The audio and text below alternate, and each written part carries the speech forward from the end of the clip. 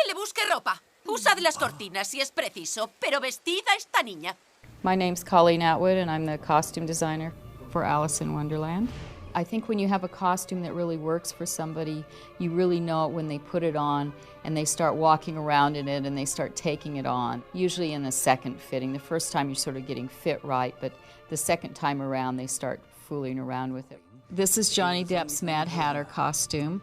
His coat was made by layering over 2 or 3 layers of really sheer silk over one other piece of silk, and then burning off the fabric in different areas to give it its age, but also to give it a sort of mood ring quality for lighting. He has a joke tie that he can pull up and down. For when he's happy, it rises up. When he's sad, it droops down. He has a set of his scissors here. He has little bits of ribbon that could pull together to make a hat at the last minute. We figured the Hatter had some spare time, and when he's sitting there waiting for Alice to come to tea, he did a little embroidery on his pants. He kind of lost his socks so they don't match. His waistcoat is tailored out of tiny little pieces of fabric that were cut and sewn over and remended, and all the buttons are different because he's a little bit like a magpie and just picks up things he sees and magically turns them into other things. Las tardes, ¿sabes? So this is Alice's dress that she wears to the party at the very beginning of the movie. It's a real nod to the sort of blue of Alice and the sort of idea of a younger kind of Alice dress. We did embroidery at the hem, preempting there's rabbits and rural things, sort of preempting her run through the fields. Because she had to fall down the rabbit hole, she has a lot of layers on underneath.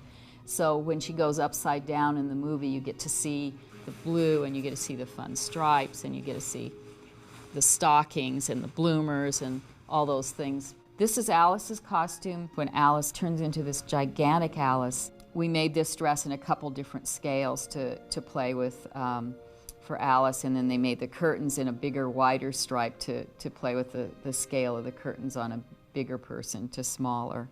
So this is the sketch for this costume. It's an early version of it, and it's close, but not exactly that. This is one of the preliminary sketches for the Red Queen.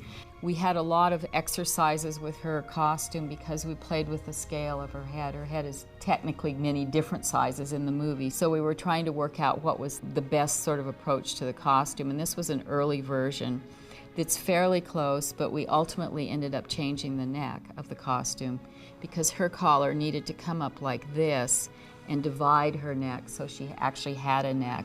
Otherwise, it starts looking like a gigantic head just sitting on a little body.